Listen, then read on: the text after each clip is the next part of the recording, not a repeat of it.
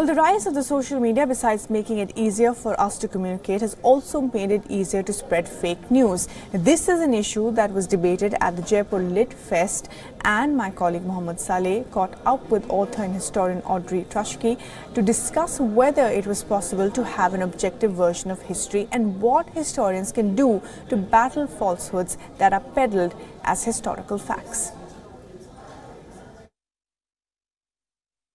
How easy is it to try stay objective, when you're writing history, especially in times which are politically extremely turbulent, and there are nations that are trying to, refine their history, their own past. And do you think it's possible to stay objective when you're writing history in this case?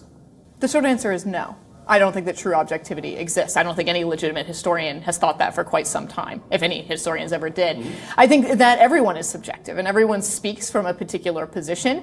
That said, I think that there is a sort of spectrum with objectivity as a sort of ideal at one end of it, and one can be further along that spectrum than another person can.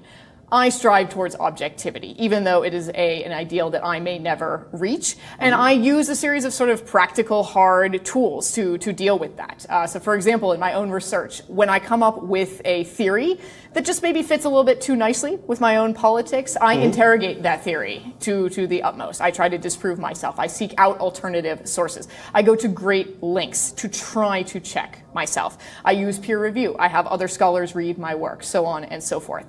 This does not mean that I am always right. It does not mean that I am perfect as a scholar, but I think that it does mark me as someone seriously committed to historical method and someone who tries to reconstruct the past as accurately as possible. Okay, now a question that I need to ask you is in the age of the social media, when information spreads very fast on Facebook and Twitter, there is a lot of false information. There is also a lot of fake information that spreads around. And what could be considered and knowledgeable, understanding of history is sometimes considered boring to the versions that are put out on Facebook and Twitter. How do you, as a historian, intend to battle that?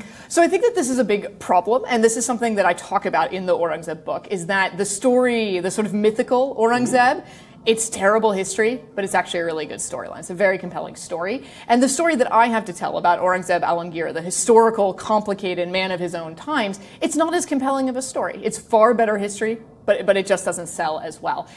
To some degree, I am shackled by my commitment to truth and to, at least the ideal of objectivity, and to trying to accurately reconstruct the past. If I don't like the story, that is too bad. If you don't find the story compelling enough, too bad, right? This is the story.